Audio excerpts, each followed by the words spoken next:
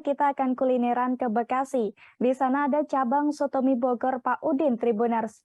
Sotomi di tempat ini dikenal memiliki cita rasa yang nikmat plus risolnya yang renyah. Selain itu, sotomi ini cukup spesial karena memiliki kuah berwarna merah Tribuners. Lantas bagaimana cita rasa dan sejarah dari sotomi ini akan disampaikan oleh rekan Yolanda Putri Dewanti dari Warta Kota. Silakan rekan Yolanda. Ya baik Ariska, dan selamat sore Tribuners. Memang Sotomi Bogor Pak Udin menjadi salah satu makanan legend di Bekasi, meskipun memang Pak Udin sendiri adalah berasal dari Bogor, namun ia sebagai perantau awal mulanya berjualan di Bekasi dengan hanya bermodalkan pikulan saja. Budin selaku anak dari pemilik soto mie Bogor Pak Udin mengatakan bahwa usaha yang dirintis sang ayah ini sudah berdiri sejak tahun 1985. Ia mengatakan bahwa saat itu sang ayah berjualan soto hanya berkeliling dengan cara dipikul di sekitaran Jalan Jenderal Sudirman hingga Kalimalang.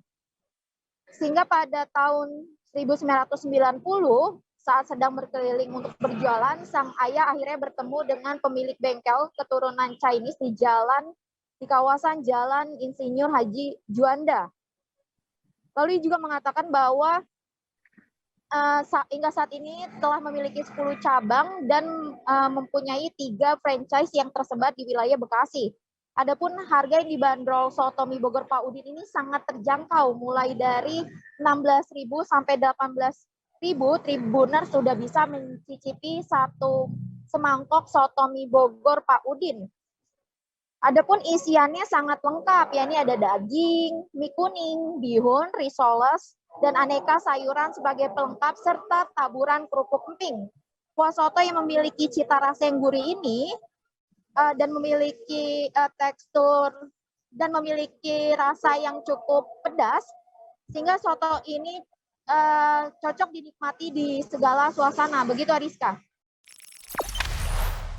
Jangan lupa subscribe, share, komen, dan like ya.